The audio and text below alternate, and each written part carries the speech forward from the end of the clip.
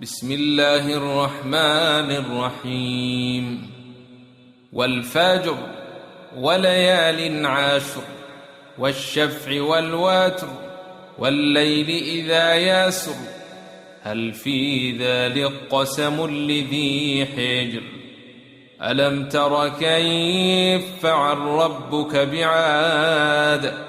إرم ذات العماد التي لم يخلق مثلها في البلاد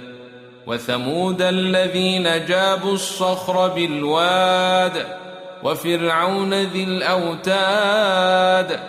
الذين طغوا في البلاد فأكثروا فيها الفساد فصب عليهم ربك سوط عذاب إن ربك لبالمرصاد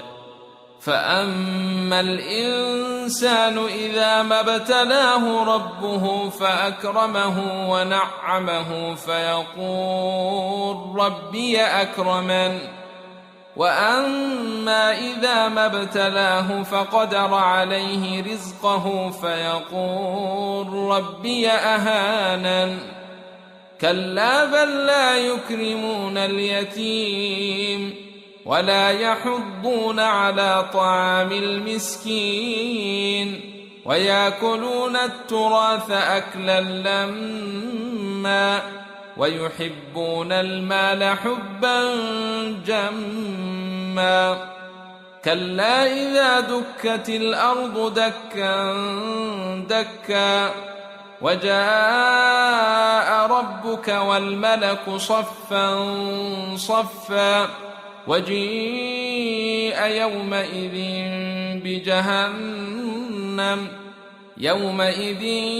يتذكر الإنسان وأنى له الذكر يقول يا ليتني قدمت لحياتي فيومئذ لا يعذب عذابه أحد ولا يوثق وثاقه أحد يا أيتها النفس المطمئنة ارجعي إلى ربك راضية مرضية فادخلي في عبادي وادخلي جنتي.